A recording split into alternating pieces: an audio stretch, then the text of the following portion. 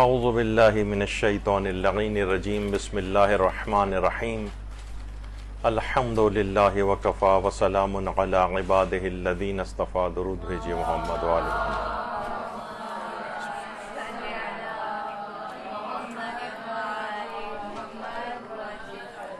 سب سے پہلے تو آپ سب لوگوں کو جشن ولادت باسعادت حضرت امام مہدی آخر الزماں اللہم صلی علی محمد وآلہ محمد بہت بہت مبارک ہو. 1188 سال گزر گئے ہیں.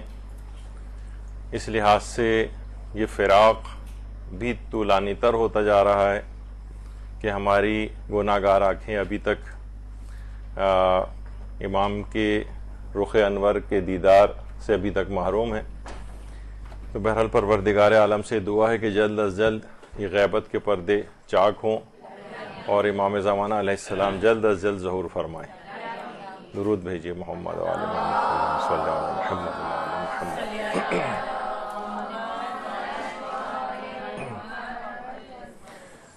دیکھیے بہت ساری احادیث جس میں الگ الگ روایات ہیں، 4 5 6 7 قسم کی ایسی روایات ہیں جس میں تھوڑے سے لفظوں کا اختلاف ہے کہ من ماتا ولم یعرف امام زمانہ ہی ماتا میتۃ جاہلیہ، من ماتا بغیر امام ماتا میتۃ جاہلیہ.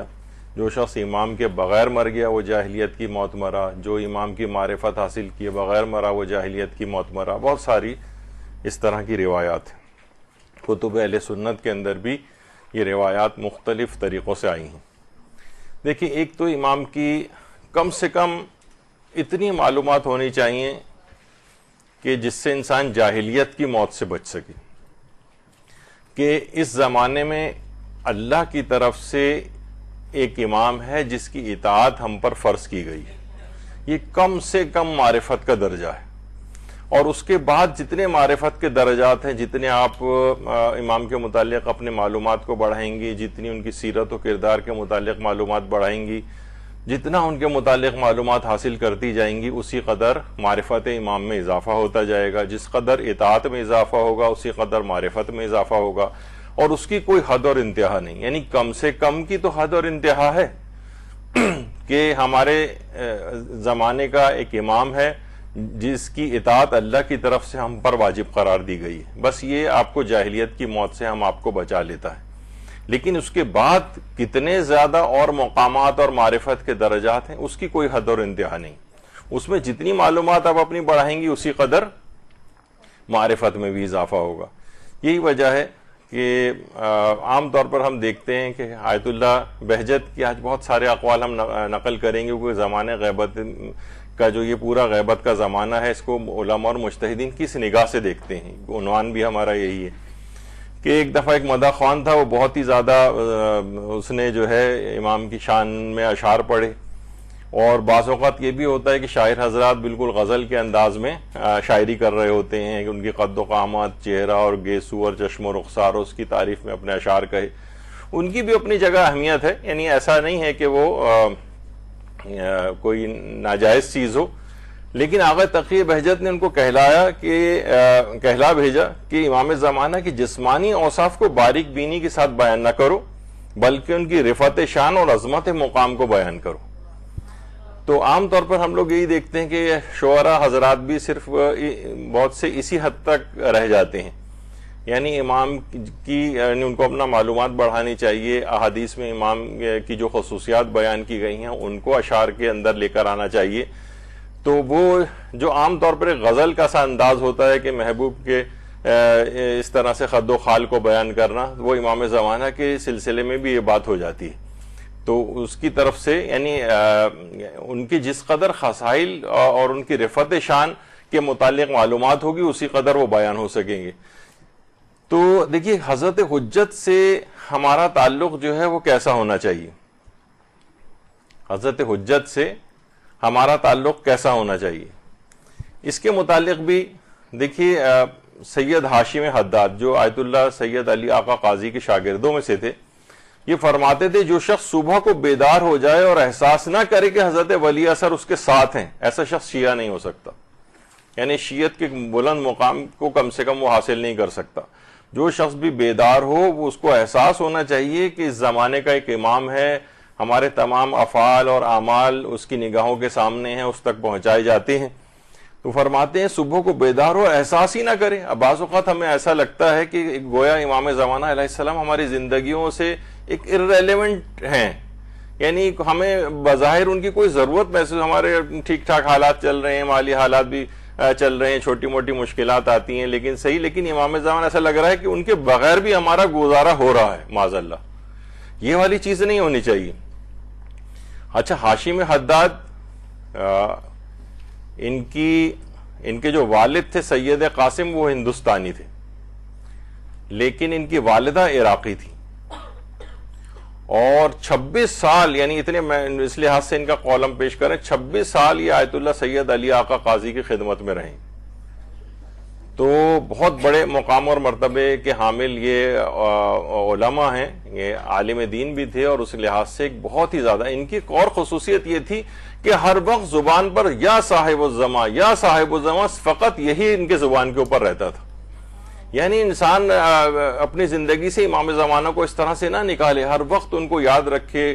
کم سے کم ایک چیز تو کل سے آپ کرنا شروع کر دیں کہ جیسے ہی صبح کو سب سے پہلے بیدار ہوں اور بستر سے آپ اٹھ کر بیٹھیں، اسی وقت السلام علیکہ یا صاحب العصر والزمان ضرور کہیں. اللہم صلی علی محمد وعلی محمد. یعنی امام زمانہ علیہ السلام کی یاد کے ساتھ وہ دن شروع ہو آپ کا. انشاءاللہ پورا دن بابرکت بھی گزرے گا، اور آپ دیکھیں گے کہ زندگی کے اندر بہت ساری اس طرح کی برکات آتی چلی جائیں گی، اور رابطہ بھی امام سے بڑھے گا. روزانہ سلام ہوگا، یقیناً ان کی طرف سے جواب بھی آئے گا، تو یہ سلامتیاں جو بھیجی جائیں گی اور ادھر سے ہوں گی، اس سے پوری زندگی بابرکت گزرے گی. اچھا، اسی طرح سے آیت اللہ سید علی آقا قاضی وہ بھی یہ فرماتے تھے، وہ آنکھ نابینا ہے جو صبح نیند سے بیدار ہونے کے بعد امام زمانہ کو نہیں دیکھتی. یعنی اپنے دل کی آنکھوں سے کم، یعنی اسی طور پر جو ہاشم حداد کہتے تھے، اپنے استاد ہی کی بات کو دوسرے انداز سے پیش کرتے تھے کہ وہ شخص شیعہ نہیں ہو سکتا. یہاں علی آقا قاضی فرماتے ہیں وہ آنکھ نابینا ہے، یعنی گویا اس کی آنکھوں میں روشنی نہیں ہے جو صبح بیدار ہونے کے بعد امام عصر کو نہیں دیکھتی. دیکھتی سے مراد یہ کہ ان کا احساس نہیں کرتی. کم سے کم اتنا تو ہونا چاہیے کہ ہمیں ان کی موجودگی کا احساس ہو، ان کی یاد ایک ہمارے دلوں کے اندر ہو، جو کہ اب لگتا یہ ہے کہ وہ لوگوں کی اس سے نکلتی جا رہی ہے، اور بہت سی جگہوں پہ تو لگتا ہے کہ نکل چکی ہے. رجب علی خیاط، اچھا خود دیکھیے بہت سے عام آدمی بھی عشق امام زمانہ میں، بہت ضروری نہیں ہے کہ کوئی بہت ہی بڑا عالم دین ہو، بہت بڑا مجتہد ہو، ان میں تو ہوتی ہی ہے امام زمانہ کی محبت، لیکن عام آدمی بھی، رجب علی خیاط بھی انہی میں سے تھے. ان کے ایک شاگرد کہتے ہیں خود بھی ہمیشہ امام عصر کی طرف متوجہ رہتے تھے، اور صلوات کو کبھی بغیر وعجل فرجہم کے نہیں پڑھتے تھے. اللہم صلی علی محمد وعلی محمد.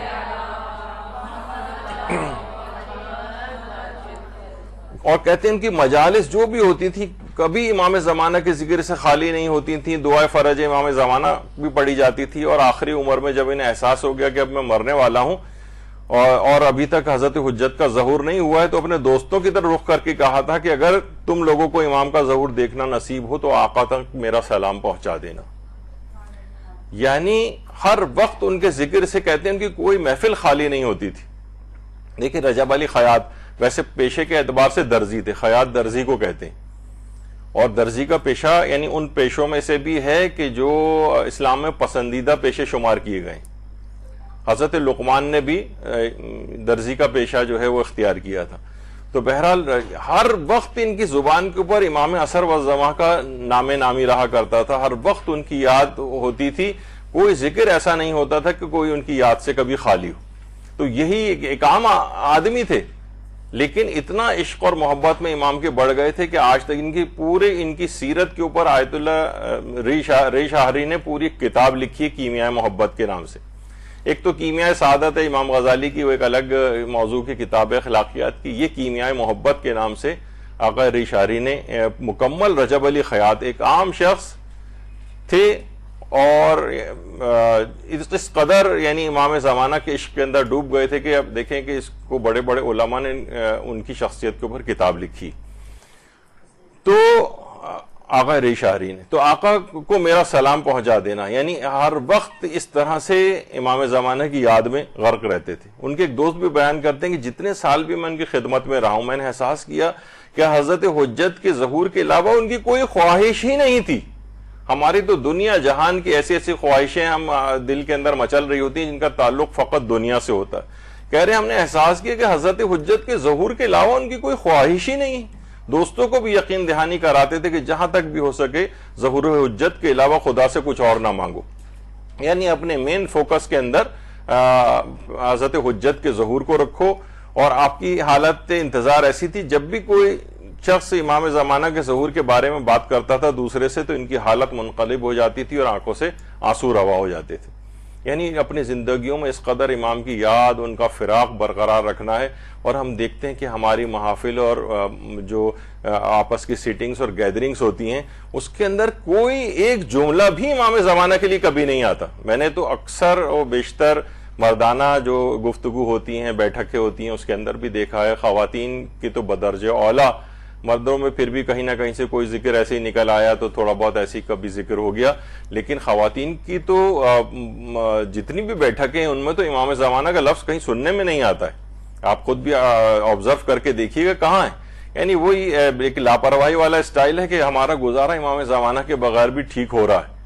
ٹھیک ہے ویسے کبھی نام آئے گا تو ایک عقیدت ہوگی اور جھکے چلے جائیں گے زیارت میں ان کے نام پر. وہ اس طرح کی کچھ چیزیں ہیں اور وہ اچھی بھی ہیں، میں ان کی مذمت نہیں کر رہا، لیکن بات اس سے ذرا آگے کی ہونی چاہیے.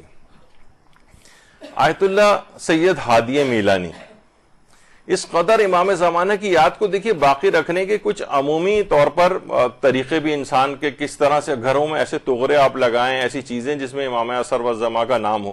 انہوں نے اپنے جہاں پہ بیٹھ کے درس دیتے تھے وہاں پہ باقاعدہ اوپر لکھ کے لگایا ہوا تھا یا صاحب العصر والزمان، اور یہ اس کے اندر لکھا ہوا تھا کہ آپ کا نام میں نے اپنے سر پر اس وجہ سے تحریر کروایا ہوا ہے، لکھ کر لگایا ہوا ہے تاکہ میرا سر آپ کے قدموں تلے جو ہے وہ آ جائے.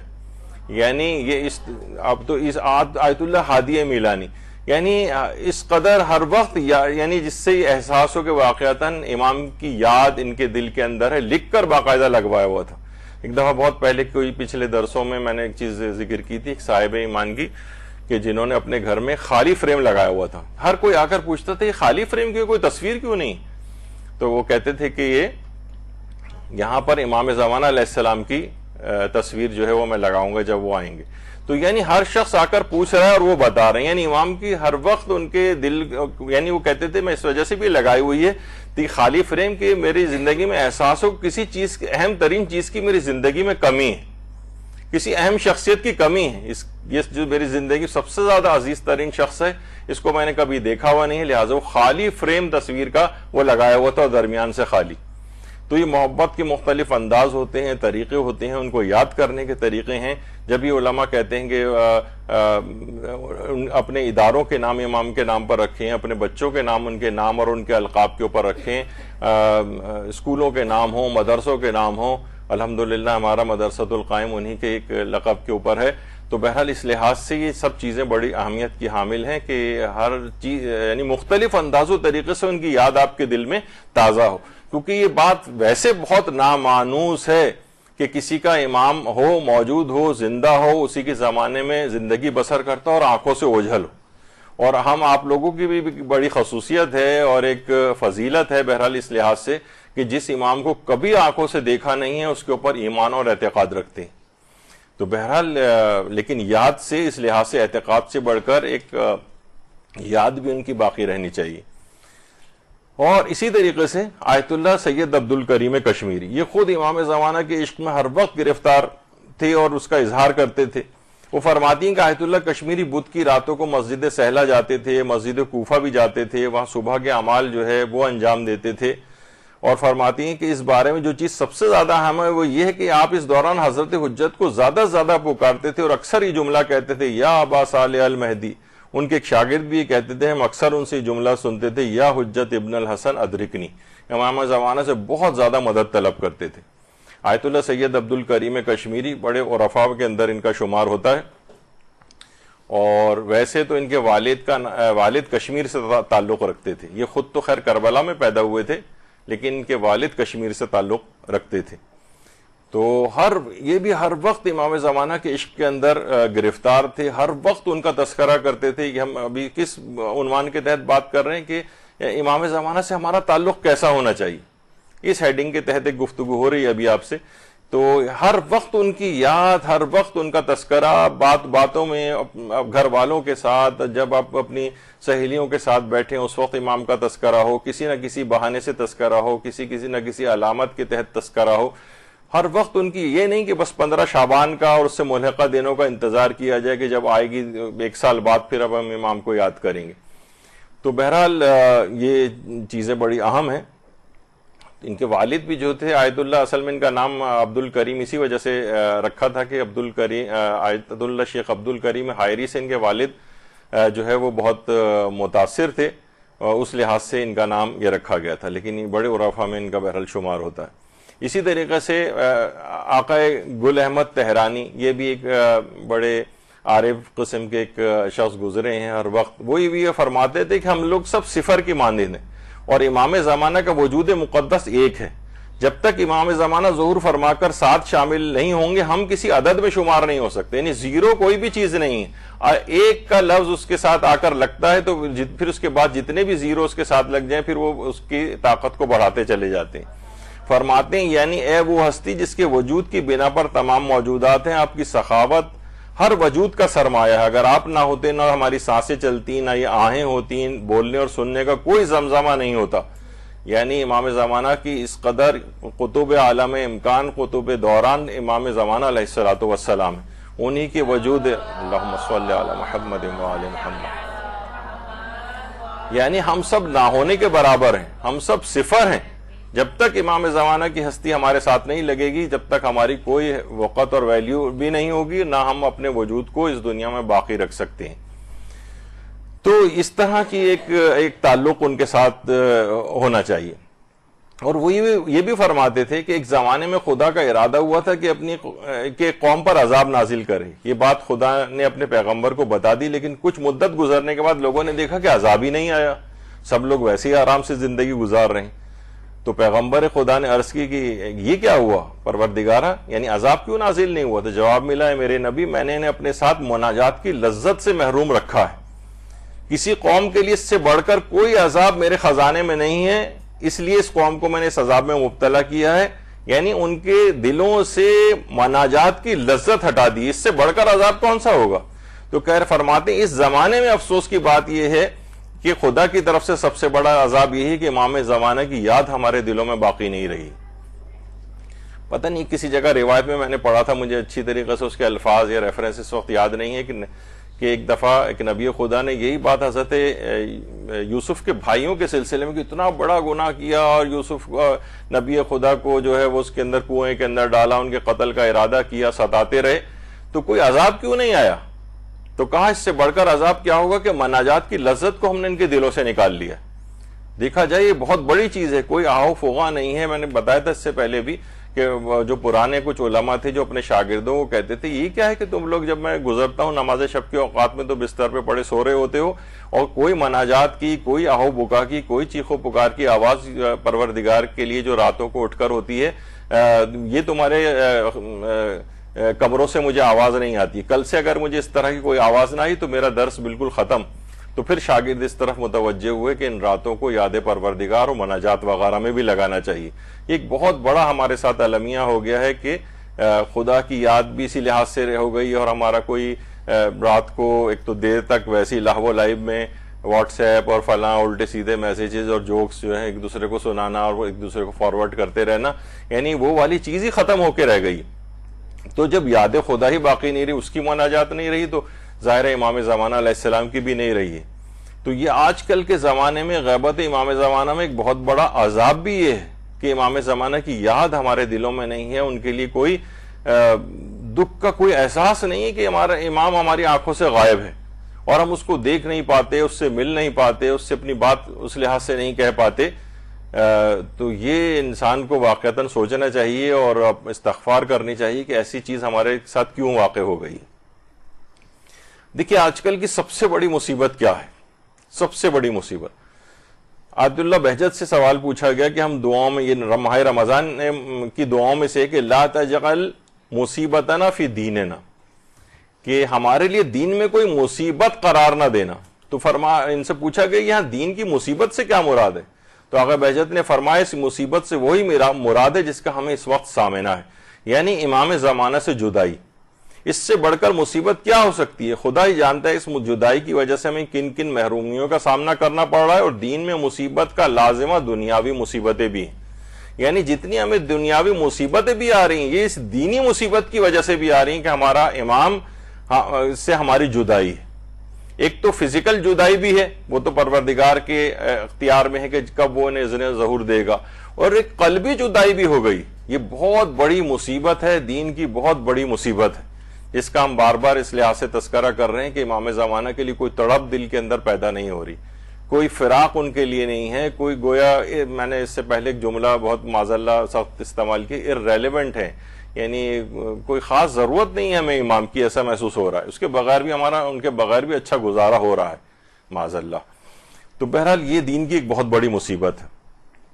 تو آیت اللہ بہجت فرماتے تھے امام کا غائب ہونا بہت بڑی مصیبت ہے. البتہ دو چیزیں اس کے متعلق انہوں نے بتائیں جس سے اس مصیبت کو ختم کیا جا سکتا ہے. ایک ہے سورہ مومنون کی تلاوت کرنا اکثر و بیشتر، اور زیادہ صدقہ دینا.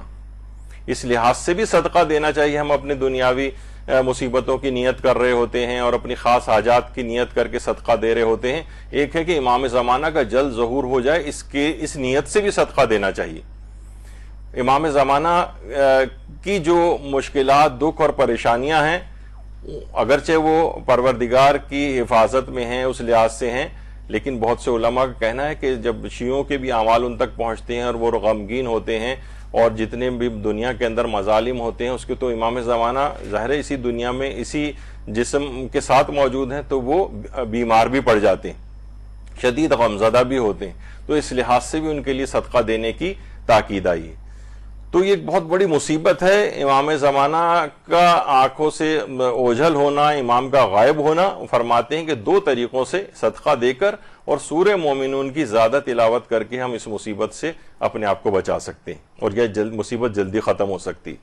اسی طریقے سے ہمارے علماء آیت اللہ شیخ کوہستانی مازندرانی وہ بھی یہ بات فرماتے تھے کہ غیبت امام زمانہ میں سب سے بڑی بلا اور مصیبت مومنین کی اپنی ذمہ داریوں سے لا علمی ہے. ایک تو خود بہت بڑی مصیبت امام زمانہ کا غائب ہونا ہے، پھر اس مصیبت کے اندر ایک اور بڑی مصیبت یہ ہے کہ صاحبان ایمان اپنی ذمہ داریوں سے ہی ناواقف ہیں، انہیں پتہ ہی نہیں کہ ہمیں کیا کرنا ہے، غیبت کے زمانے کو کیسے گزارنا ہے. دیکھیے کوئی عام آدمی نہیں تھے.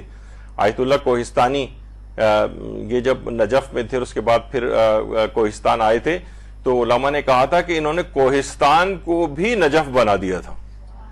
یعنی اس قدر جب اتنی بڑی علمی شخصیت جو ہے یہ آئی تھی وہاں پر.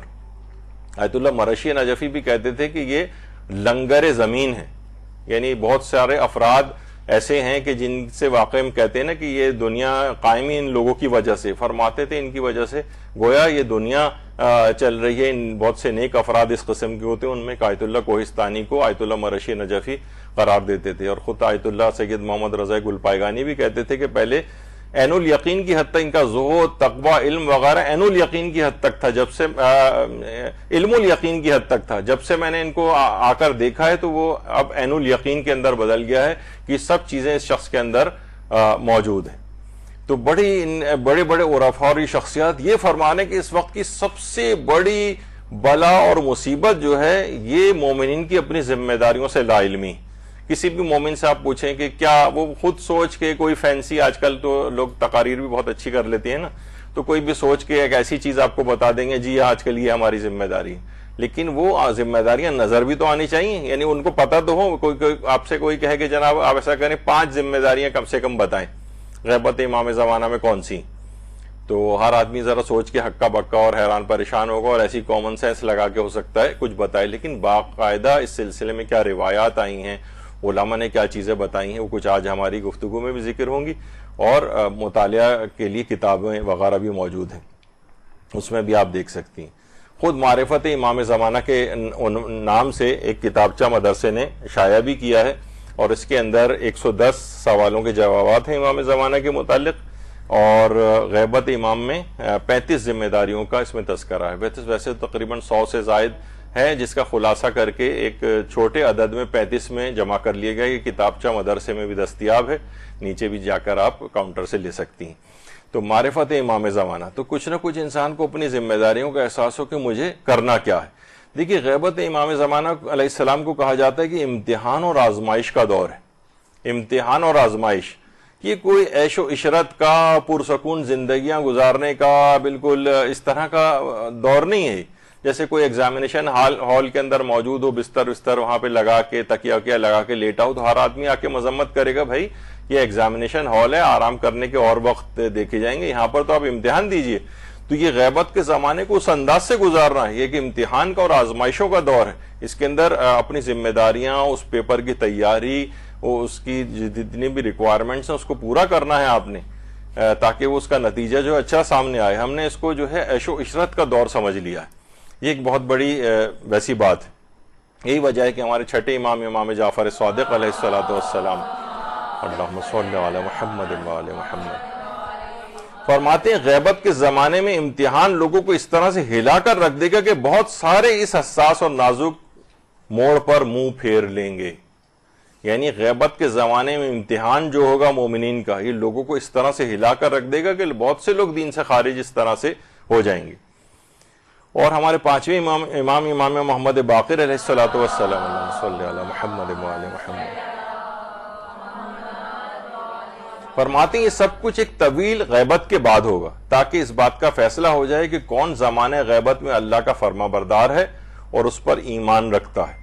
یعنی زمانے غیبت میں اللہ کا فرما بردار رکھنا ہونا ہے اور اس پر ایمان کو اپنے ظاہر کرنا ہے کہ ہم اللہ کو ماننے والے ہیں، ہم اس کے احکامات کے مطابق چلتے ہیں.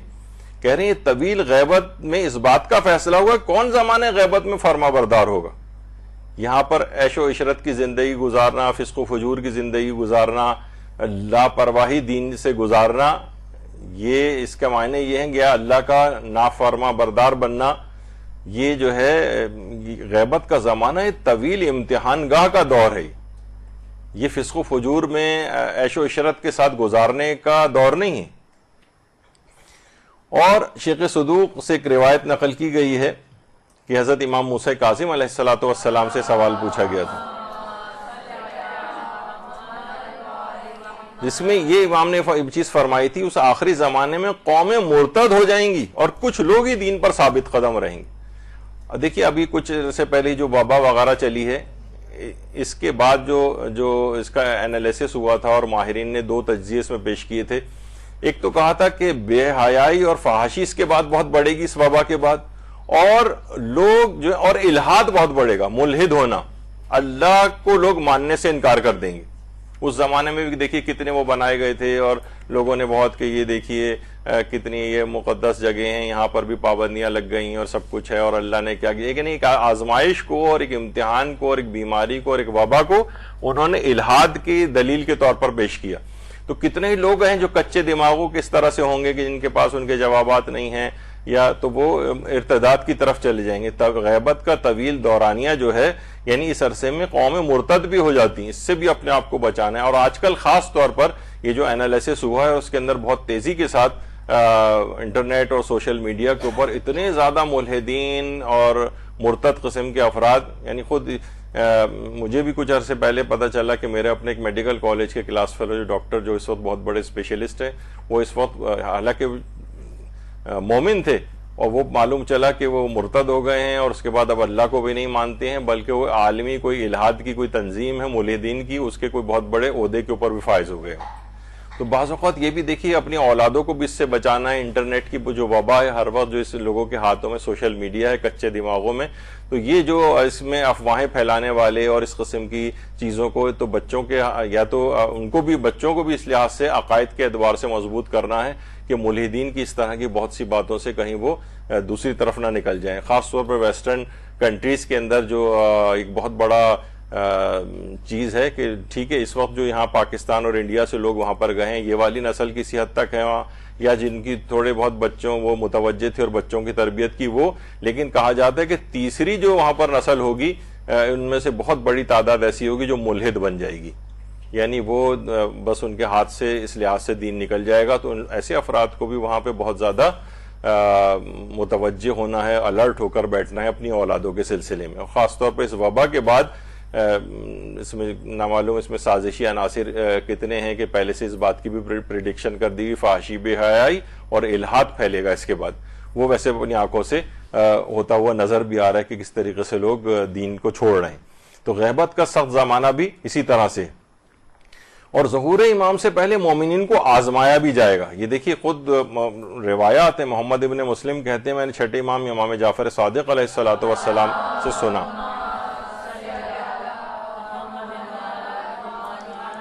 کہ حضرت قائم کے ظہور سے قبل کچھ علامات ظاہر ہوں گی. میں نے عرض کیا کہ یا اللہ مجھے آپ پر فدا کرے, وہ علامات کیا ہیں؟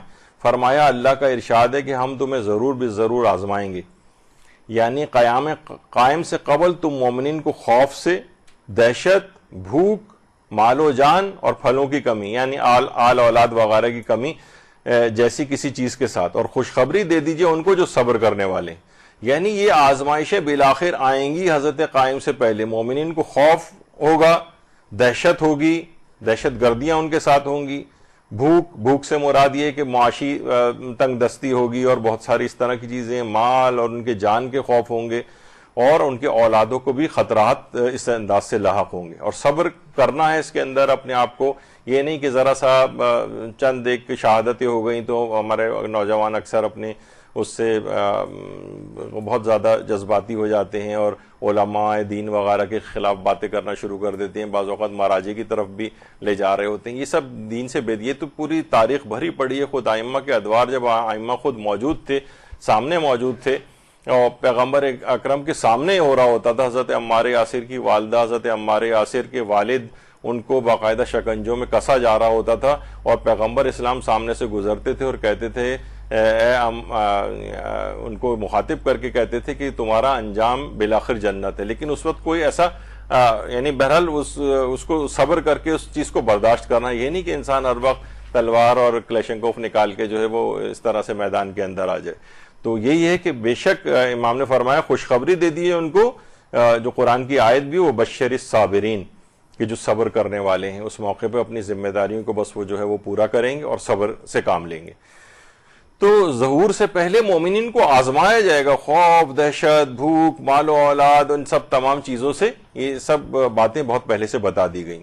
اچھا اب دیکھیے جو انتظار فرج یعنی امام کے ظہور کا انتظار, اتنا عظیم ترین ثواب. ابھی پہلے تو آپ ثواب سنیے گا, اس کے بعد یہ اتنا عظیم ثواب کیوں ہے دماغ میں آئے گا. دیکھیے ثواب کیا ہے کہ پانچویں امام یہ بات فرماتے ہیں, جان لو جو اس امر یعنی امام زمانے کے ظہور کا منتظر ہے اس کو روزہ رکھنے والے اور نماز پڑھنے والے جیسا ثواب ملے گا. یعنی انتظار کر رہے ہیں آپ, کچھ نہیں رہے, بس منتظر ہیں ان کے, یہ آپ کو روزہ رکھنے اور نماز پڑھنے کا ثواب ہر لمحے اور ہر سیکنڈ آپ کو مل رہا ہے. کتنا عظیم بات ہے یہ. پھر پیغمبر اکرم فرماتے ہیں خدا سے اس کے کرم کا سوال کرو, خدا چاہتا ہے کہ اس سے سوال کیا جائے, اور سب سے برتر عبادت ظہور کا انتظار ہے. اسی طرح سے امیر المومنین علیہ السلام ارشاد فرماتے ہیں کہ ہمارے صاحب امر کا انتظار کرنے والا ایسے ہے جیسے کوئی شخص اللہ کی راہ میں جہاد کر کے اپنے ہی خون میں لوٹ رہا ہو. اس قدر یعنی ثواب ہے صرف انتظار کا. یہ کون سا انتظار ہے. اچھا آیت اللہ بہجت بھی یہ بات فرماتے ہیں طویل اپنے بیان کے اندر کہ یقیناً جو لوگ الہی آزمائشوں اور امتحانات سے کامیاب ہو جائیں گے تو حضرت امام زمانہ کی طرف سے ان پر خدائی لطف و عنایت ہوگی.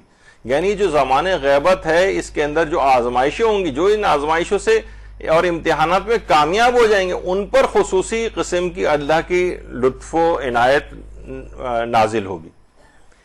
تو بہرحال یہ ہے کہ دیکھیے ظلم و ستم اور یہ سب کچھ چیزیں اس کے اندر اپنے آپ کو رکھنا ہے اس طرح سے کہ اس امتحان میں کامیابی ملے. اچھا اب کون سا انتظار, بس ایسی انتظار مثلا سگریٹ پیتے ہوئے بیڈ پہ لیٹ کے ٹی وی دیکھتے ہوئے یہ کہ ہم کہیں گے ہاں جی یہ انتظار ہو رہا ہے بڑا. انتظار فرج کا ایک طریقہ ہے. آیت اللہ بہجت یہ فرماتے تھے کہ ظہور سے پہلے جو اپنے دین اور ایمان پر ثابت قدم رہیں گے ان پر لطف و عنایت کی جائے گی. دین اور ایمان پر ثبات قدم نظر آنا چاہیے. جہاں قدم ڈگمگا رہے ہوں، فسق و فجور کی زندگی نظر آ رہی ہو، یہ ثبات قدم تھوڑی ہے. یہ ہے انتظار صحیح. جو شخص غیبت امام میں، چوتھے امام فرماتے ہیں ہماری ولایت پر ایمان رکھ کر ثابت قدم رہے، اللہ اس کو شہداء بدر و احد کے مرتبے کہ 1000 شہداء کا ثواب عطا فرمائے گا. اب سوچئے تو کس قدر عظیم ثواب ہے انتظار کا. لیکن کون سا انتظار؟ وہی جو دین پر ثابت قدمی کے ساتھ ہو. ثابت قدمی کے ساتھ. جبھی چھٹے امام یہ فرماتے ہیں کہ پیغمبر اکرم صلی اللہ علیہ وآلہ وسلم کہ تم لوگوں کے بعد ایک ایسی قوم آئے گی جس میں سے ہر ایک شخص تم میں سے 50 افراد کا ثواب کمائے گا. ایک آدمی کو 50 آدمیوں کا ثواب. کہا گا یا رسول اللہ، کہا گیا ہم جنگ بدر و احد میں اور حنین میں آپ کے ساتھ تھے، ہمارے درمیان میں قرآن نازل ہوا ہے، یعنی ہم اس کے زیادہ مستحق ہونے چاہیے. پیغمبر نے فرمایا جو کچھ وہ تحمل اور برداشت کریں گے اگر تم کرنا چاہو تو ان جیسا صبر کر نہیں پاؤ گے. یہ آخری زمانے کے لوگوں کے متعلق بات کہی گئی ہے کہ ایک ایسی قوم آئے گی جو 50 افراد کے برابر ثواب جو ہے وہ ایک شخص پائے گا خالی. درود بھیجیے محمد علیہ.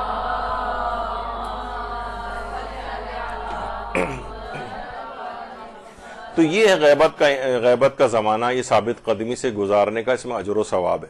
دین پر ثابت قدم رہیں. اور یہ بھی پانچویں امام نے فرمایا کہ وہ جو قرآن کی آیت ہے یا ایھا الذین آمنوا اصبروا وصابروا ورابطوا واتقوا اللہ لعلکم تفلحون، اے صاحبان ایمان صبر کرو اور ایک دوسرے کو صبر کی تلقین کرو اور رابطہ برقرار رکھو. اس کے بارے میں پوچھا گیا کہ مولا اس سے کیا مراد ہے؟ امام نے فرمایا واجبات کی ادائیگی پر ثابت قدم رہو. دیکھیے بہت سے لوگوں کو جب یہ بات بتائی جاتی ہے غیبت امام زمانہ میں سب سے اہم ترین فریضہ اپنے واجبات پر عمل، تو ان کو یہ بات سمجھ میں نہیں آتی. واجبات پر عمل، گناہوں سے بچنا، یہ وہ کہتے ہیں یہ تو بس آپ تسبیح گروپ ٹائپ کی باتیں کر رہے ہیں. عملی میدان میں آنا چاہیے. وہ اپنی جگہ ہر چیز کا دیکھیں مقام اور محل ہے. یہ جو افراد اپنے اس انداز کا تزکیہ کر چکے ہوتے ہیں وہی پھر عملی میدان میں آگے بھی آتے ہیں. واجبات و حرام سے اپنی پہلو تہی کر کے آپ کہیں گے میں کسی خیالی دنیا کے اندر اپنے آپ کو لے جانا. تو بہرحال واجبات کی ادائیگی پر ثابت قدم رہو، دشمنوں کی اذیت پر ایک دوسرے کو صبر کی تلقین کرو اور اپنے امام مہدی منتظر سے رابطہ رکھو. یعنی گویا امام زمانہ سے ایک رابطہ، ایک قلبی رابطہ ہر وقت، آپ کو فزیکل رابطہ تو ان سے ممکن نہیں ہے لیکن قلبی رابطہ مستقل ان کے ساتھ اپنا استوار کر کے رکھنا، جس کے کچھ طریقے ابھی آگے چل کے بھی شاید آئیں. تو اس میں ایک اہم ترین چیز یہ ہے کہ انسان جتنا بھی اپنے واجبات پر عمل کر سکے. اور اس زمانے میں غیبت، جو ہمارے پانچویں امام نے غیبت امام میں شیعوں کی ذمہ داریوں کی طرف اشارہ کرتے ہوئے فرمائی ہے یہ بات مکیال المکارم میں بھی ہے کہ تم میں سے صاحبان قدرت ضعیفوں کی مدد کریں، غنی اور مالدار فقیروں کی دستگیری کریں، ہر انسان اپنے بھائی کو مفید نصیحت کرے. ہمارے یہاں ایک مسئلہ یہ بھی ہے کہنا سننا ایک دوسرے کو بالکل چھوڑا ہوا ہے. کوئی صاحبان قدرت ہے، ان کے پاس حکومتی کچھ عہدے آ جاتے ہیں تو وہ صاحبان ایمان کبھی ان کے پاس جاتے بھی ہیں تو وہ سوچتے ہیں میں اگر یہ اس طرح سے کروں گا اور سفارش یا کوئی بھی اس طرح کی جو جائز سفارش بھی ہوتی ہے تو لوگ کہیں گے اچھا یہ اپنے لوگوں کی وہ کر رہا ہے. تو وہ ان سے بھی پہلو تہی کر، جو صاحبان قدرت ہیں وہ ان لوگوں کی مدد نہیں کرتے. غنی اور مالدار بھی جو ہے ان کے پاس کوئی آتا ہے تو اٹھا کے کسی اور کی طرف بھیج دیتے ہیں کہ آپ ایسا کریں فلاں تنظیم کے پاس چلے جائیں، فلاں ادارے کے پاس چلے جائیں، فلاں صاحب کے پاس چلے جائیں، خود مدد نہیں کرتے. تو یہ اپنے اوپر بھی رکھ کے دیکھنا چاہیے کہ جو کوئی شخص آپ کے پاس اس انداز سے آئے اور آپ خود اس کی مدد کر سکتے ہوں تو بجائے آپ ادھر ادھر دوسروں کو ریفر کرنے کے خود اپنے پاس سے کریں. ہاں جو آپ کی اس سے باہر ہو تو اس میں پھر آپ دوسروں کی طرف ریفر کر سکتے ہیں. لیکن غیبت کے دور میں انتظار جو جسے کہا جائے جو اس قدر ثواب بتائے گئے اس سے پہلے کہ اپنے خون کے اندر لوٹ رہا ہو جہاد کرتے وقت اور اتنے شہیدوں اور اس کا ثواب حاصل کر رہا ہو اور ہر وقت اس کی نماز اور عبادت کا اور روزے کا ثواب اس کو مل رہا ہو تو وہ کون سا والا انتظار ہوگا؟ یہ والا انتظار ہوگا جس میں اپنی ذمہ داریاں پوری کی جا رہی ہیں. یہ بہت اہم ہے. دیکھیے ایک لاپرواہی والی زندگی، میں نے ایک دفعہ بہت پہلے بھی اس کو نقل کیا تھا کہ دو بچے ہیں وہ اپنے اپنے گھروں کے اندر سو رہے ہیں اور صبح جب اسکول کی جب وین آتی ہے تو ایک بچہ وہ ہے کہ جو کہ صبح رات سے اپنا بیگ تیار کر کے رکھ رہا ہوتا ہے، اور اس کے بعد صبح ہی صبح اٹھتا ہے اور پھر تیار ہوتا ہے بیگ لے کے اور ناشتہ کرتا ہے، اور پھر اسکول بس کے انتظار میں آ کر کھڑا ہوتا ہے. ایک منتظر یہ، اور ایک ہے وہ جو رات سے بستر کے اوپر سو رہا ہے، نہ اس کو اٹھنے کی کوئی پرواہ، نہ اس نے کوئی الارم لگایا، نہ کچھ کیا. اب وہ کس کو کہا جائے گا کہ یہ منتظر ہے؟ منتظر وہ جو تیاری کے ساتھ انتظار کر رہا ہوگا، جیسے وہ بچہ. اور اسی طریقے سے یہ جو بستر پہ لیٹا ہوا ہے جس کو کوئی پرواہ ہی نہیں ہے، اسکول کی بس آئے تو آ کر چلی جائے. دیکھیے وہ ہمارے ایک عالم ہیں نجم الدین طبسی، وہ یہ فرماتے ہیں کہ امام زمانہ علیہ السلام کی ٹرین چل پڑی، اب اس ٹرین کے اوپر سوار ہونا ہے، اور ہر کس و ناکس اس ٹرین پر سوار نہیں ہو سکے گا. اس کو اپنی کچھ وہ جو ٹکٹ لینا ہوگا اور کچھ ریکوائرمنٹ اس کو پوری کرنا ہوگی، ورنہ وہ تو ان کی ٹرین تو چل پڑی، اب اس میں ہر شخص کو اپنی مطابق جو ہے وہ سوار ہونا ہے. تو یہ سب چیزیں ایسی ہیں جو غیبت میں ان تمام ذمہ داریوں کو پورا کر رہا ہوگا، یہی اس ٹرین میں سوار ہو سکے گا. حضرت امام زمانہ علیہ السلام نے یہ بات بھی ارشاد فرمائی ہے، اللہم صلی علی محمد کہ تم لوگوں میں سے ہر ایک کو صرف وہی اعمال انجام دینے چاہیے جو تمہیں ہماری محبت سے قریب کریں، ہر اس عمل سے اجتناب کرنا چاہیے جو ہماری ناراضگی سے قریب کرے. یعنی اس کے معنی ہیں کہ امام زمانہ خود فرما رہے ہیں وہ انجام دو گے وہ اعمال جو محبت سے قریب کرنے والے ہوں گے، اور ان تمام اپنے ایسے اعمال سے دوری اختیار کرنی ہوگی جو ہماری ناراضگی سے قریب کریں. یہ خود انہوں نے ایک طریقہ کار بتا دیا ہے، احتجاج طبرسی کی بھی روایت ہے، توقیات کے اندر ان چیزوں کا تذکرہ آیا ہے. چھٹے امام یہ بھی فرماتے ہیں کہ تم میں سے ہر ایک کے لیے ضروری ہے کہ امام عصر کے ظہور کے لیے وسائل کو مہیا کرے، چاہے ایک تیر ہی کیوں نہ صحیح. اچھا، اللہ تعالیٰ اس کی نیت کے خلوص کو دیکھتے ہوئے اس کی عمر اتنی طولانی کر دے گا کہ امام اسے اپنے انصار و اعوان میں بعد ظہور شامل کر لیں. اچھا، لوگ اس کو کیا سمجھتے ہیں وسائل مہیا کرے چاہے ایک تیر ہی کیوں نہ صحیح. اب بہت سے لوگ گھر میں ایک تلوار لے کے رکھتے ہیں، کوئی اب گن لے کے دیوار کے اوپر لگا دیتے ہیں کہ یہ دیکھیں خود. تو یہاں پر دیکھیے سمبولک ہے، یہاں پر تیر یعنی ہر وہ وسائل اختیار کرنا، ہر وہ چیز اختیار کرنا کہ جس سے امام زمانہ کا ظہور نزدیک تر ہو سکے. یہاں تیر سے مراد وہ باقاعدہ وہ تیر، وہ پسٹل، وہ تلوار، وہ گن، وہ کلیشنکوف نہیں جو دیوار کے اوپر معذاللہ لگانی ہے. یعنی وہ بھی اپنی جگہ کے اوپر اپنی اہمیت ہے ان تمام چیزوں کی جب ان کا وقت آ جائے، لیکن یہاں پر یہ مراد نہیں کہ ہر زمانے میں لوگ اس طرح سے یہ اسلحے وغیرہ لے کر رکھیں. یہاں مقصد ہے کہ ہر وہ طریقہ کار، ہر وہ چیز جو کہ امام زمانہ کے ظہور کو نزدیک کر سکے اور ان کے لیے وسائل مہیا کر سکے کہ امام ظہور فرمائیں. دیکھیے امام زمانہ علیہ السلام جب ظاہر ہے عالمی حکومت ایک دنیا کے اندر قیام کریں گے، جس سے پہلے بھی کئی دفعہ ہم اس بات کو ذکر کر چکے ہیں اور علماء یہ بات کثرت سے بیان کرتے ہیں. تو ایک عالمی حکومت کے قیام میں جب پوری دنیا کی، جب آپ دیکھیں ایک چھوٹا سا ایک شہر ہوتا ہے، اس میں کتنے ہزاروں کارکنان کی ضرورت ہوتی ہے ایک شہر کو چلانے کے لیے. امام زمانہ کے وہ کارکن ہوں گے تو وہ فسق و فجور کی زندگی گزارنے والے تو نہیں ہوں گے، وہ جاہل تو نہیں ہوں گے. اس کا مطلب یہ ہے کہ اور عالمی حکومت کے لحاظ سے کتنے لاکھوں کروڑوں افراد کی ضرورت ہوگی. تو اس موقع پر اچھا یہ تو نہیں ہوگا کہ بس کوئی معجزہ ہو جائے گا اور سارے صاحبان ایمان فوراً جتنے بھی اس موقع پر موجود ہوں گے وہ سارے اچانک سے بٹن دباتے ہی نیکوکار بن جائیں گے، وہ سارے عالم بن جائیں گے بٹن دباتے ہی. ایسا تو نہیں ہوگا. تو بہرحال اتنے افراد کی تعداد کو بھی مہیا کرنا ہے، ان عادل افراد کی جو مختلف عہدوں کو سنبھال سکیں. اب ڈاکٹر بھی اگر ہیں تو جناب ڈاکٹر عادل ڈاکٹر ہونے چاہیے، انجینئر ہے تو عادل انجینئر ہونے چاہیے، چارٹرڈ اکاؤنٹنٹ ہے تو وہ عادل یعنی دین کو جانتا بھی ہو اور اس کے مطابق عمل بھی کرتا ہو، یعنی ایسے افراد کی ضرورت ہوگی. تو وسائل کے اندر یہ ساری چیزیں شامل ہیں. اس سے مراد تیر، تلوار اور گن وغیرہ شامل نہیں ہیں. وہ اپنی جگہ پر وہ خود ان کی ایک اہمیت ہے جب اس کا موقع آتا ہے. تو بہرحال یہاں پر زمان غیبت کو اس طرح سے گزارنا ہے کہ ایسے افراد کی تعداد کو بڑھانا ہے. اب مدرسہ بھی دیکھیں اس لحاظ سے کام کرتا ہے کہ تقوی اور پرہیزگاری والے افراد، علم رکھنے والے افراد، کیونکہ یہاں پر ہر شخص ایک ہی شعبے سے تو وابستہ نہیں آتا ہے، مختلف لوگ مختلف جگہوں سے آپ کی ایفیلیشن ہوتی ہے اور اپنی فیلڈ آف ورکنگ ہے. سب افراد کی، تو اپنے اپنے جگہوں کے اوپر جائیں، خاص طور پر چلیں کوئی پروفیشن کے اعتبار سے نہ بھی ہو تب بھی گھریلو تربیت کے اعتبار سے بچوں کی اور معاشرے کی وہ والا کام تو ہر شخص کر سکتا ہے، امر بالمعروف تو کر سکتا ہے، ایک دوسرے کو اچھی نصیحت تو کر سکتا ہے، خود ذمہ داریوں میں سے ایک ہے غیبت امام میں۔ تو یہ والے وسائل جو ہے مہیا کرنے اور اس طرح سے انتظار امام کرنا ہے، یعنی ایسا نہیں کہ لاپرواہی بس بیٹھے ہوئے ہیں اور انتظار ہو رہا ہے، خوب گلچھرے اڑائے جا رہے ہیں، ہم کہہ رہے ہیں کہ ہم تو انتظار کر رہے ہیں اور خاک و خون کے اندر لوٹنے کا جہاد کے اندر جو ہے وہ ثواب آپ کو مل رہا ہے اور ہر سانس میں نماز اور روزے کا ثواب مل رہا ہے، تو اس انتظار کا ثواب نہیں ہے، بلکہ ایسے انتظار کا ثواب ہے کہ جو کہ اس طرح سے امام کے ظہور کی راہ کو ہموار کرنے والے وسائل کا انتخاب کیا جائے۔ گناہوں سے اجتناب الخصوص، خود امام فرماتے ہیں کہ اگر ہمارے شیعہ گناہوں سے اجتناب کریں تو اللہ کے لطف و کرم سے ان کا انجام بخیر ہوگا۔ گناہوں سے اجتناب یہ بہت ہی زیادہ ضروری ہے، غیبت امام میں سب سے بڑا فریضہ یہی ہے، یعنی انسان اپنے واجبات پر عمل کرے اور تمام گناہوں سے اپنے آپ کو بچائے۔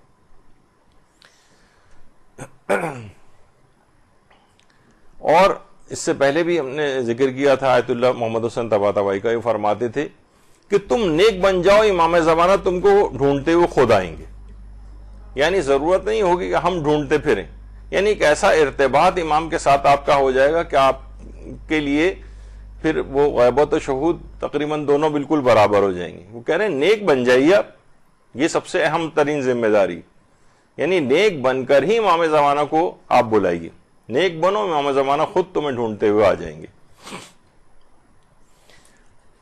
اچھا یہ بھی دیکھیے شیخ الحاج اسماعیل دولابی، یہ بھی ایک عام فرد تھے لیکن عشق امام زمانہ میں بڑے غرق رہا کرتے تھے۔ فرماتے تھے کہ ہمارا انتظار ایسا نہیں کہ امام زمانہ ہمارے پہلو میں آئیں، نہ ہماری کوئی حرکت ایسی ہے کہ ہم امام زمانہ کی طرف بڑھیں اور امام زمانہ ہمیں دیکھیں۔ اگر تم سچے انتظار کرنے والے ہو تو لاغر و کمزور ہو کر خانہ نشین کیوں نہ ہوئے، یعنی مقصد ہے کہ تمہاری زندگی میں وہ ایسی عیش پرستی وغیرہ کیوں اس میں نظر آ رہی ہے؟ تمہاری زندگی تو جب اتنے عشق میں تمہیں امام زمانہ کے گرفتار ہو تو تمہاری زندگی تو تبدیل ہونی چاہیے تھی۔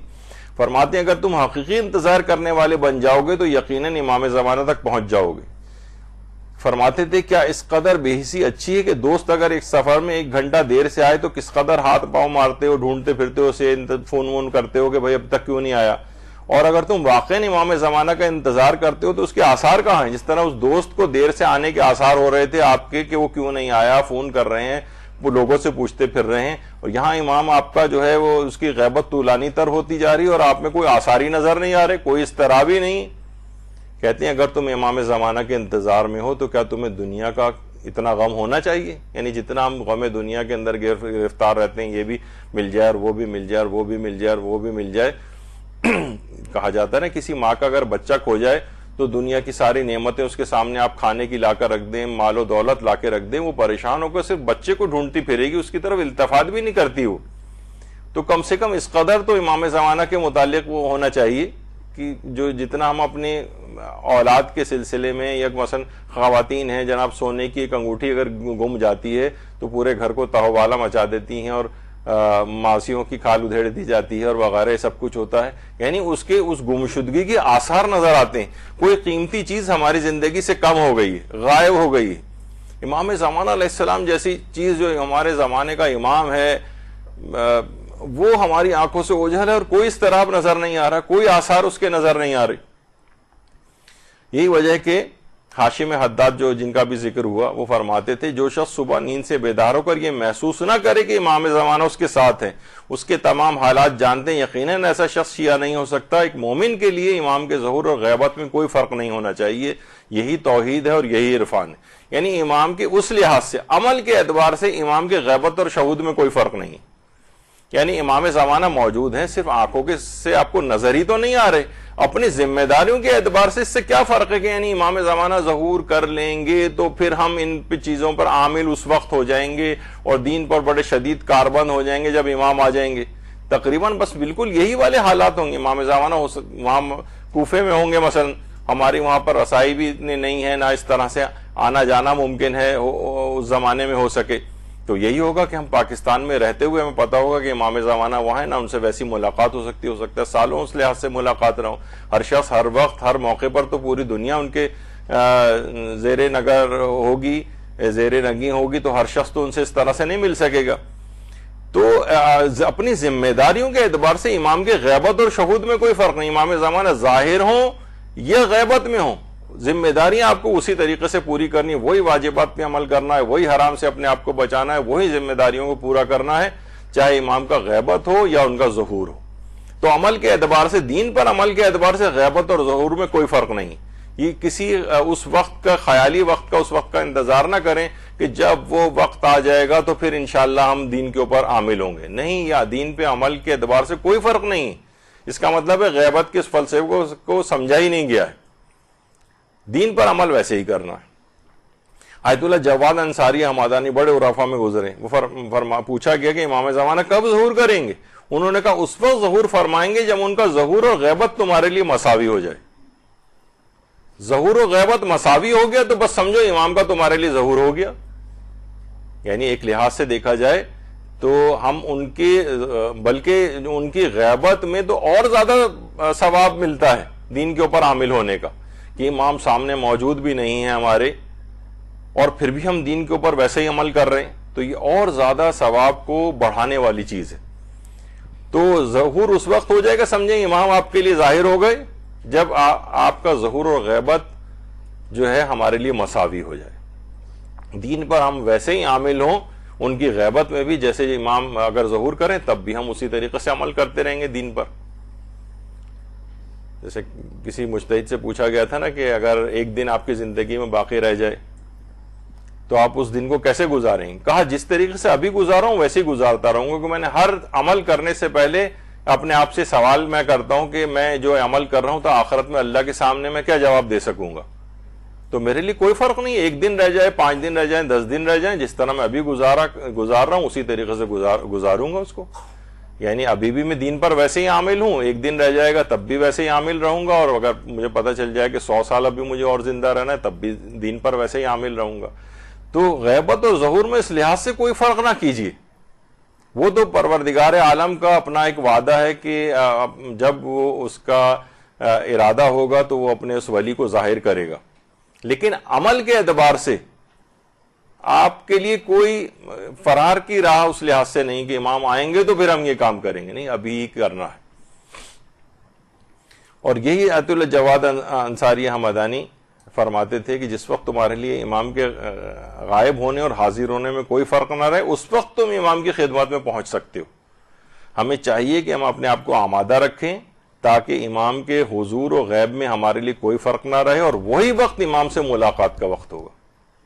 یعنی دین پر اگر ایسے عامل ہو جاؤ تو پھر وہی جو آیت اللہ محمد حسین طباطبائی کہتے تھے، امام خود ڈھونڈتے ہوئے تم تک آ جائیں گے. تو بہرحال اپنا آپ رابطہ اس طرح سے امام سے برقرار رکھنا ہے. حاشم حداد یہ بات بھی کہتے تھے کہ تمہارے لیے امام کے ظہور اور غیبت میں کوئی فرق نہیں ہونا چاہیے، یہی توحید اور یہی عرفان ہے. عرفان بھی یہی ہے، یعنی دین پر اسی طریقے سے غیبت میں عامل رہو جیسے امام زمانہ کے ظہور کے بعد تم سوچتے ہو کہ جب وہ ان کی حکومت قائم ہو جائے گی اور ان کے زیر سایہ تم اپنی زندگی گزارو گے تو جو اس وقت تم جس طرح سے عمل کرو گے اسی طریقے سے غیبت کے زمانے میں بھی کرو. جب بھی کہا جاتا ہے نا کہ اصل میں حجابات میں تو ہم ہیں، امام زمانہ تھوڑی غائب ہیں، ہم ہیں غائب. اس پہ بھی علماء نے بڑا اچھا، آیت اللہ جواد انصاری حمدانی کہتے ہیں ہماری مثال اس بچے کی سی ہے جس کا باپ اس کا ہاتھ پکڑ کے لے جا رہا اور اپنے سفر کے دوران بازار سے گزرتے ہوئے شوکیس اور ان چیزوں کی طرف متوجہ ہو کر باپ سے وہ بچہ ہاتھ چھڑا کر بھاگ جاتا ہے اور بازار میں گم ہو جاتا ہے. اور بچہ جب متوجہ ہوتا ہے دیکھتا ہے اس کا باپ ہی موجود نہیں، وہ سمجھتا ہے کہ اس کا باپ کہیں گم ہو گیا ہے.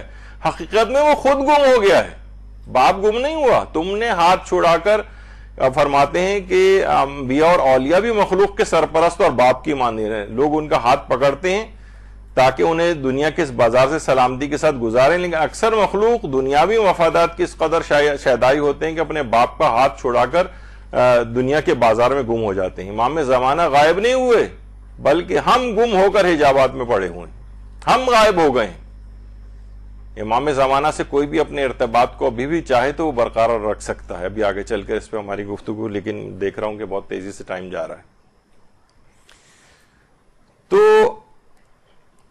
حاج اسماعیل دولابی یہ بات بھی فرماتے تھے کہ ظاہری طور پر تو ہم یہ کہتے ہیں کہ امام زمانہ کو آنا ہے، حقیقت یہ کہ ہم ان کی خدمت میں پہنچنے والے ہیں، وہ تو آ چکے ہیں، ہم دنیا کی دیوار کے اس طرف چلے گئے ہیں اور گم ہو گئے. ہمیں چاہیے کہ دیوار کے پیچھے سے باہر آ جائیں تاکہ ہم دیکھ سکیں گے حضرت ابتدائی سے یہاں پر موجود ہوئے ہیں. گم اور غائب وہ نہیں ہوئے تھے بلکہ ہم گم ہو گئے، ہم حجابات میں پڑے ہوئے ہیں، اس وجہ سے ہم امام زمانہ تک نہیں پہنچ پا رہے. تو ایک تو وہ علل اعلان لوگوں کے سامنے حضرت حجت کا پروردگار کی طرف سے ظاہر ہونا، وہ تو اپنے وقت پر ہوگا. لیکن بعض اوقات ایک چیز اور بھی ہوتی ہے، ایک انفرادی ظہور بھی ہوتا ہے. یعنی حضرت حجت بعض اوقات، ابھی ہم آگے چل کر اس پہ ذکر کریں گے کہ ان کا زیارت کرنا، نظر آنا یا ملاقات کرنا یہ عام افراد سے ممکن بھی ہے یا نہیں، اور اس پہ اس سلسلے میں علماء کی نظریات وغیرہ کیا ہیں یہ بھی آگے چل کر ہی گفتگو میں آنے والا ہے. دیکھیے امام زمانہ کے علاوہ ہماری کوئی آرزو نہیں ہونا چاہیے.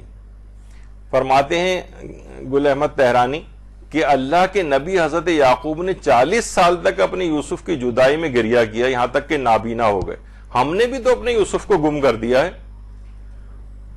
تو بہرحال یہ کہ اتنا تو ہونا چاہیے کہ ہمارا آرام و سکون چھن جائے، لیکن ہمیں وہ چیز آرزوؤں کے اندر تو کم سے کم ہماری امام زمانہ ہو.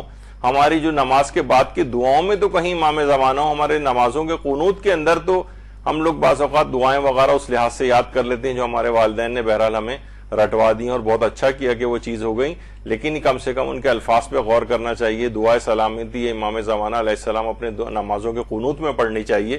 اللہم کن لولیک الحجت والی دعا، تو وہ اپنے نمازوں کے قنوت میں روزانہ کم سے کم اگر ہو سکے تو تمام نمازوں کے قنوت میں یا کم سے کم روزانہ ایک مرتبہ تو کسی نماز کے قنوت میں ضرور اس کو پڑھا جائے، اور دماغ میں رکھتے ہوئے کہ میں سلامتی امام زمانہ کے لحاظ سے اس کو پڑھ رہی ہوں.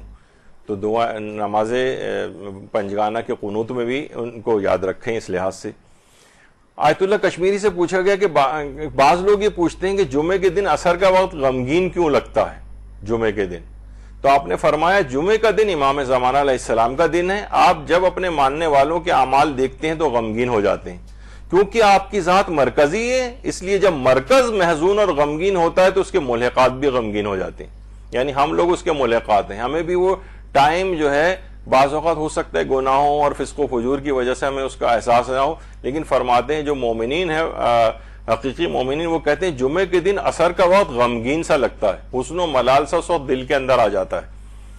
تو فرماتے ہیں کہ امام زمانہ کی خدمت میں اس وقت مومنین کے اعمال پہنچتے ہیں جنہیں دیکھ کر وہ محزون و غمگین ہوتے ہیں. جب مرکز غمگین ہو تو ہم کیونکہ انہی کے ملحقات ہیں تو ہمیں بھی وہ غمزدہ ماحول اس وقت لگتا ہے. جیسے کہا جاتا ہے نا کہ عید الفطر اور عید الاضحیٰ وغیرہ کا جو دن ہوتا ہے دیکھا جائے تو وہ عید اور خوشی کا دن ہے، لیکن لوگوں کو ایک اوور آل اس دن ایک سوک اور غمی کا سا احساس ہوتا ہے. تو اس کے لیے بھی روایت میں ہے کہ جس وقت امام حسین علیہ السلام جب شہید ہو گئے تھے تو اس وقت ہاتف غیبی نے ایک آواز بلند کی تھی، درود بھیجیے محمد آل محمد،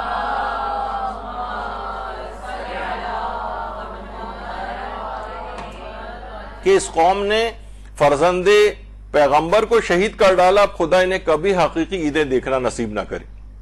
ہاتف غیبی کی ایک آواز اس وقت آئی تھی.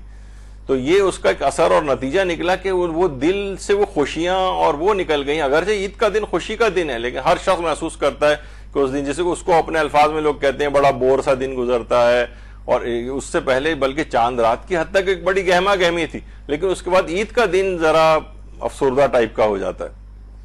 تو ان سب چیزوں کے اسی طریقے سے جمعے کے دن عصر کا وقت بھی اسی انداز سے غمگین ہے کہ امام زمانہ اس وقت غمگین ہوتے ہیں ہمارے اعمال کو دیکھ کر. آیت اللہ ناصر مکارم شیرازی سے پوچھا گیا کہ امام زمانہ کے سب سے اہم ترین وظیفہ کیا ہے انتظار کرنے والا کو، انہیں کیا کرنا چاہیے؟ تو فرمایا کہ حضرت مہدی اجل اللہ تعالی فرجہ الشریف کے انتظار کرنے والوں کا سب سے مہم وظیفہ واجبات کی ادائیگی، محرمات کو ترک کرنا اور آپ کی مدد کے لیے آمادگی اور اپنے ایمان کو تقویت پہنچانا ہے، اپنے ایمان کو مضبوط کرنا ہے. یعنی وہی ہے کہ سب سے اہم ترین جسے مہم کہا جاتا ہے، یعنی واجبات کی ادائیگی، حرام کاموں کا ترک اور آپ کی مدد کے لیے آمادگی. یعنی امام زمانہ کی مدد ہم کیسے کر سکتے ہیں، کیا معاشرے کے اندر کریں کہ یہ امام زمانہ کی مدد شمار ہو جائے. تو اسی لحاظ سے اپنے آپ کو تبلیغات میں لگانا، لوگوں کی اصلاح کی کوششیں کرنا اپنی اصلاح کے ساتھ، یہ سب کیا ہے؟ یہ آمادگی ظاہر کر رہا ہے کہ آپ عالمی حکومت جب قائم ہوگی اور امام کو اتنے عادل افراد جو ہر قسم کے فسق و فجور سے دور ہوں گے، واجبات پہ عمل کرتے ہوں، پتہ ہوں گے تو واجبات پہ عمل کریں گے نا۔ واجبات کیا ہیں؟ حرام معلوم ہوگا کہ کون کون سی چیزیں حرام علم سے آئیں گی، تو علم کے فروغ میں اپنا کام، اپنا پارٹ پلے کرنا، اپنے ایمان کو تقویت دینا، لوگوں کے ایمان کو تقویت دینا، کوئی مولد نہ بنے، فسق و فجور کے اندر مبتلا نہ ہو، یہ آپ کے یعنی انتظار کا صحیح وظیفہ ہے آج کل کے دور میں۔ اسی طریقے سے علماء کہتے ہیں کہ بھئی ظہور امام کے لیے آمادگی تو پیدا کریں، یعنی آمادہ تو ہو جائیں۔ کیوں؟ دیکھیے ہمارے عرفاء یہ بات کہتے ہیں، علماء یہ بات کہتے ہیں، انفرادی ظہور اجتماعی ظہور کا میدان فراہم کرتا ہے، زمینہ فراہم کرتا ہے۔ یعنی اگر امت آمادہ نہ ہو اور وہ آ جائیں تو وہی مصائب ان کے لیے بھی پیدا ہوں گے جو 11 ائمہ پہ گزرے۔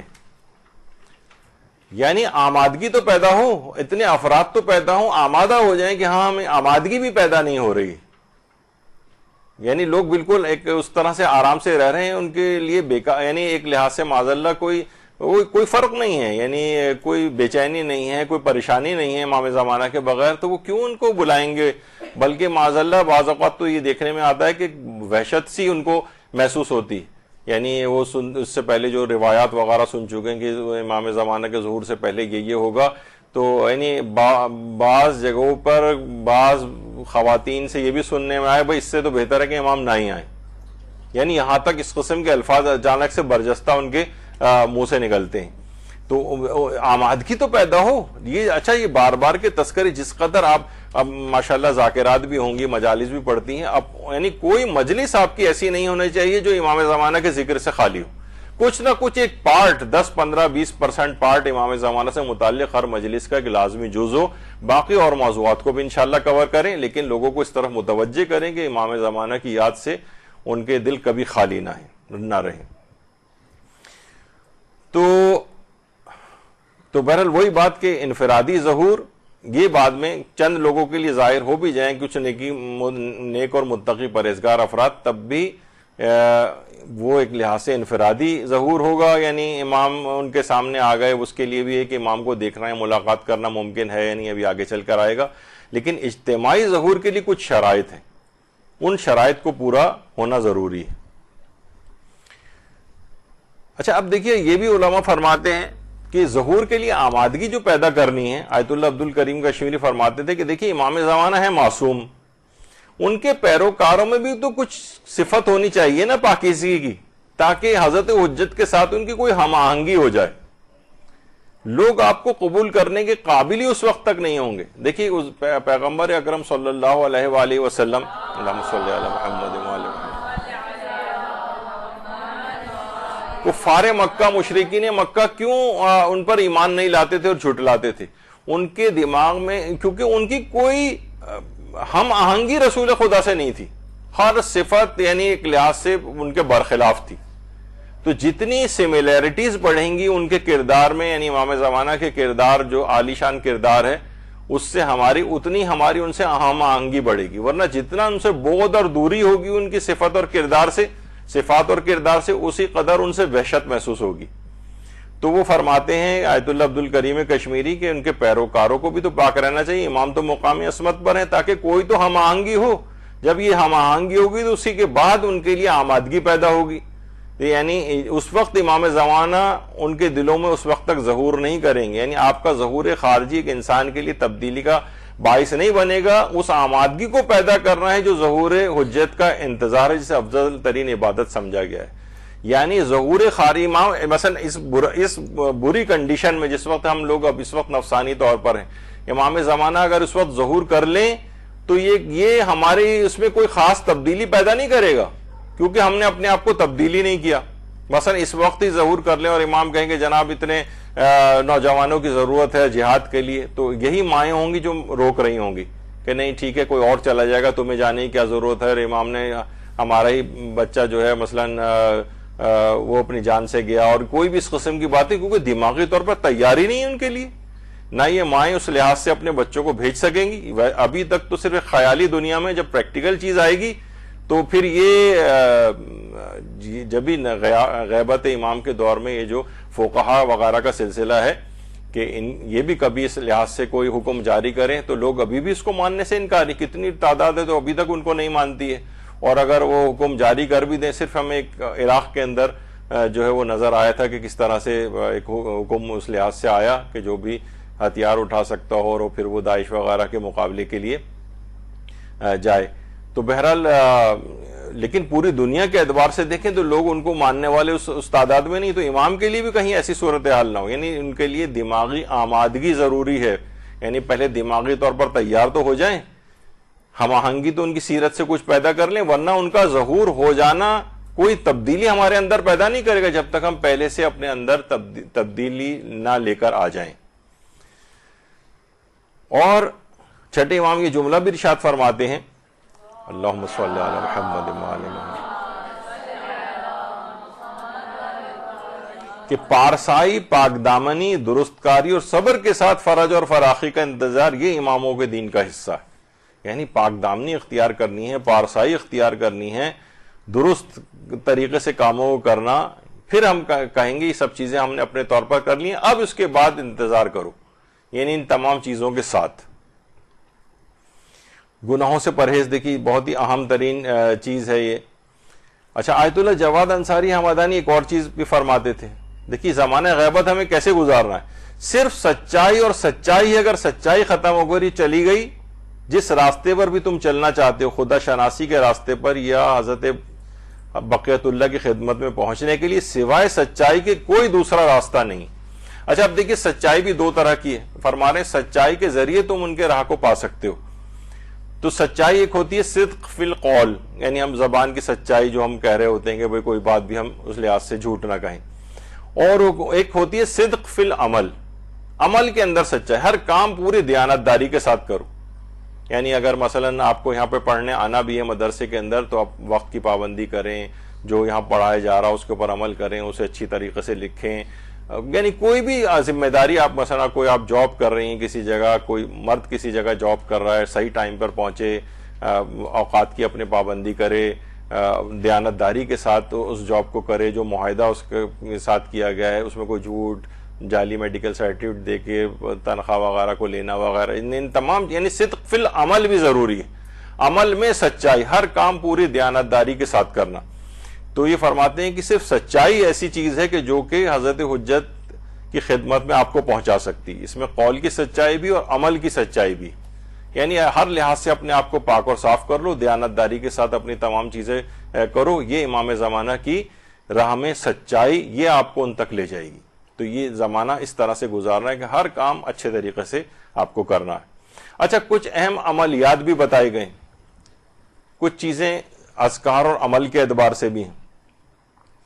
ویسے تو ایک چیز دیکھیے کہ بہت سے عرفاء یہ بات کہتے ہیں، علماء یہ بات کہتے ہیں، یہ لوگ جو چاہتے ہیں کہ امام زمانہ کی خدمت میں پہنچیں، کیا ان لوگوں کو معلوم ہے کہ امام کی محبت کس طرح حاصل ہوتی ہے؟ احکام شریعت پہ عمل کرنے سے، محبت رکھنے سے ان سے، اور مراقبے کے ذریعے. یعنی کچھ وقت آپ اپنے متعلق سوچے بھی، میں کہاں جا رہی ہوں، یہ میں کیسے زندگی گزار رہی ہوں. روزانہ کم سے کم چند منٹ ہی انسان بستر پہ لیٹ کے سوچے گا آج کا دن میں نے کیا. مراقبہ اسی کو کہا جاتا ہے نا. یعنی آپ سوچیں کہ میں امام کی کیا خدمت کر سکتی ہوں. کچھ تو امام کی خدمت کے اعتبار سے کچھ وقت نکال کر سوچیں میں کیا کر سکتی ہوں. ہر شخص اپنے کوئی نہ کوئی تو اس کے اندر ایک صلاحیت اللہ نے دی ہے. ہر شخص کی صلاحیت ایک دوسرے سے مختلف بھی ہیں. کوئی جو بھی اس میں صلاحیت ہو کہ یہ والا کام میں اپنے ذوق کے مطابق کر سکتی ہوں امام زمانہ کی خدمت کے طور پر، بس اس کا آپ انتخاب کر لیجئے.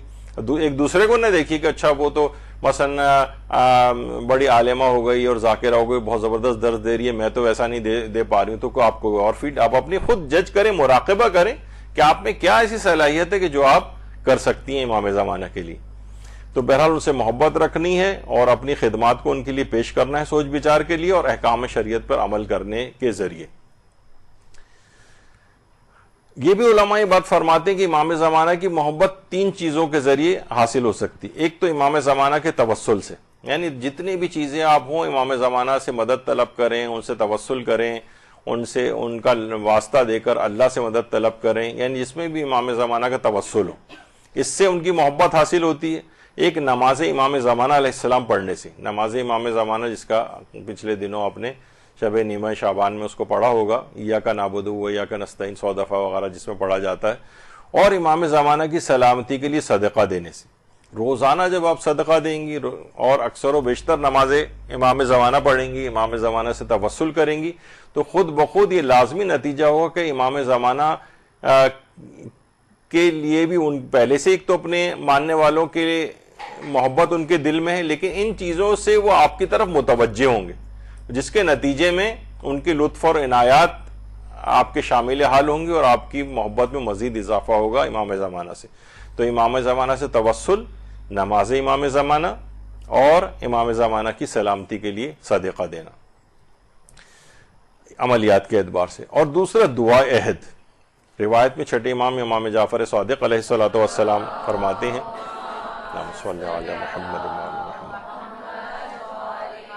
کہ جو شخص 40 دن صبح کے وقت اس دعا کو پابندی سے پڑھے تو حضرت قائم کے انصار و اعوان میں سے ہوگا. اگر آپ سے پہلے گزر جائے تو اللہ اس کو زندہ کرے گا تاکہ آپ کے ہم رکاب ہو کر جہاد کرے. ہر لفظ کے بدلے 1000 حسنات اس کے حساب میں لکھے جائیں گے اور اس کے 1000 برے اعمال اس کے نامہ اعمال سے مٹا دیے جائیں گے.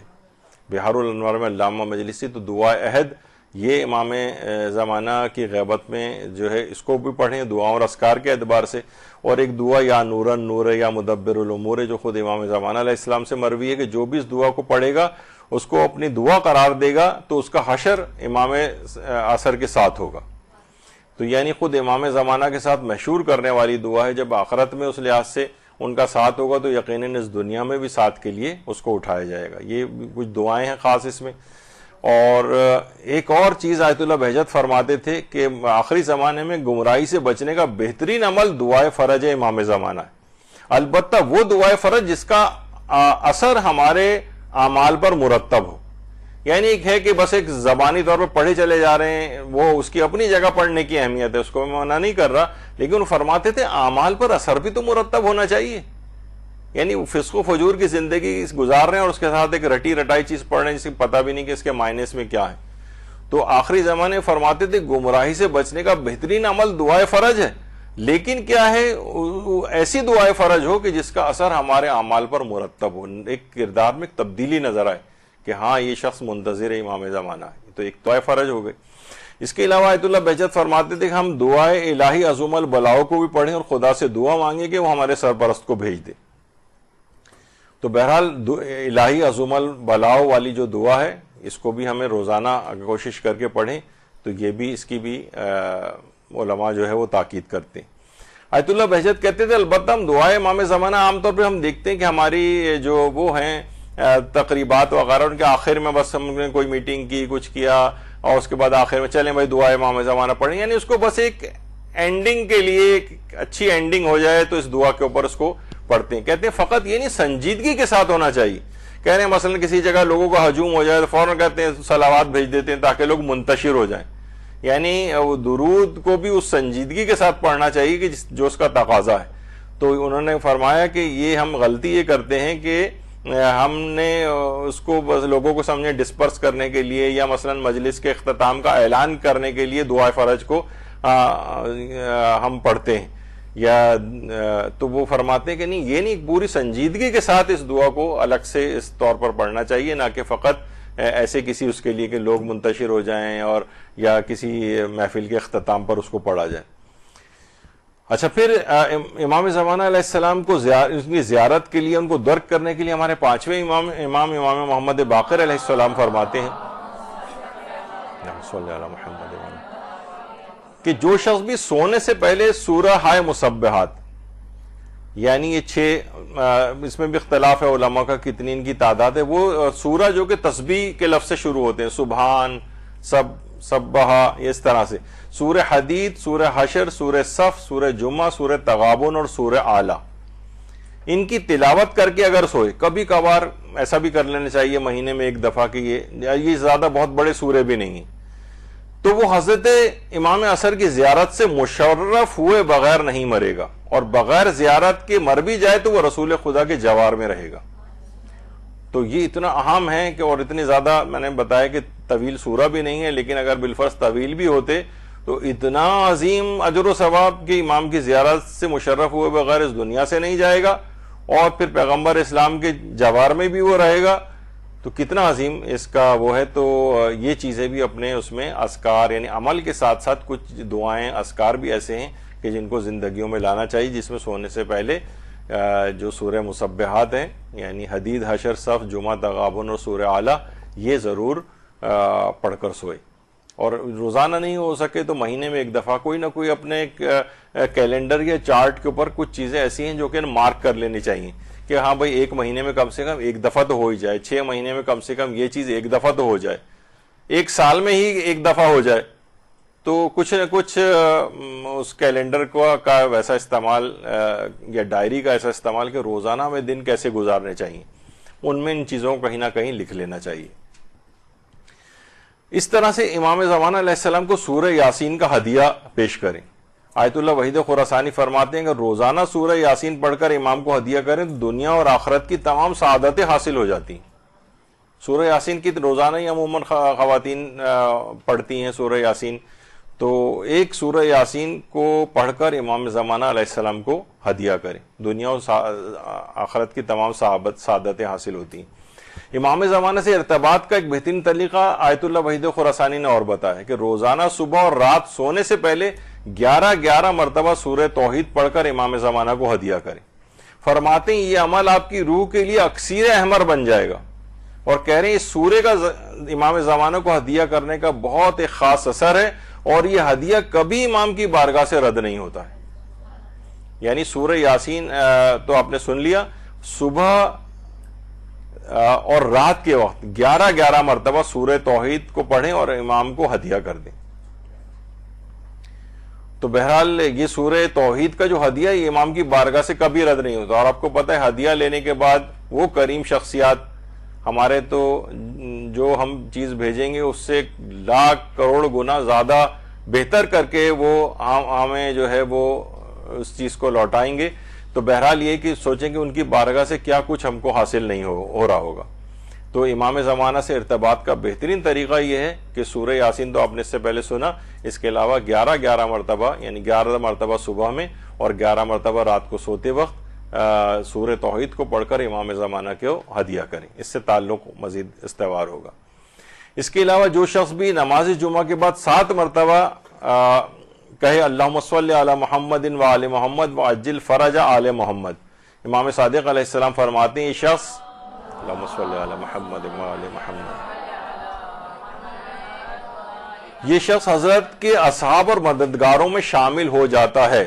انشاءاللہ اگر یہ اس سے پہلے یعنی بالفرض اگر یہ امام کے ظہور سے پہلے مر بھی گیا تو انشاءاللہ اس کو ضرور بالضرور امام کے ظہور کے بعد اس کو قبر سے اٹھایا جائے گا اور یہ ان کے مددگاروں میں شامل ہوگا۔ یعنی یہ وہ درود ہے کہ جو نماز جمعہ کے بعد 7 مرتبہ یعنی جو بھی نماز جمعہ یا اس وقت آپ اگر نماز ظہرین پڑھیں جمعے کے روز تو 7 مرتبہ اس والے درود کو پڑھیں، تو یہ امام زمانہ کے مددگاروں میں شامل کر دینے والا درود ہے۔ تو یہ بھی اپنے اس کے اندر آپ رکھیے دعاؤں کے اندر اور اذکار کے اندر۔ اس کے علاوہ یہ 3 چیزیں اور بھی ہیں جو کہ ایک سفر حج میں سید احمد رشتی کا ایک واقعہ جو ہے، اس میں سید احمد بہشتی ہو گیا، رشتی ہے کہ سفر حج میں ایک مرتبہ امام عصر کی خدمت سے فرماتے ہیں مشرف ہوا تو امام نے فرمایا تم نماز نافلہ کیوں نہیں پڑھتے ہو؟ نافلہ نافلہ نافلہ۔ تو یہاں پہ علماء نے اس سے کہا کہ اس سے مراد نماز شب ہے کہ نماز شب کیوں نہیں پڑھتے، لیکن روزانہ کی نوافل بھی جو ہیں وہ بھی ہمیں پڑھنی چاہیے، اور اگر کوئی شخص نہ بھی پڑھ سکے اور تھوڑے سے اس کے پاس مزید پیسے ہوں تو وہ دن کی نمازوں کے نافلہ کے لیے 3 پاؤ آٹا اور رات کی نمازوں کے نافلہ کے لیے 3 پاؤ آٹا، یعنی سمجھیں پر ڈے 1.5 کلو اگر وہ آٹا غریبوں کو صدقہ پر ڈے کے اعتبار سے دے دے تو میرا خیال ہے شاید 45 کلو آٹا ایک مہینے کا بنے گا۔ تو وہ دیکھ لے کتنے میں بنتا ہے، تو وہ کم سے کم وہ نوافل کا کمپنسیشن اس کا ہو جائے گا ثواب کا۔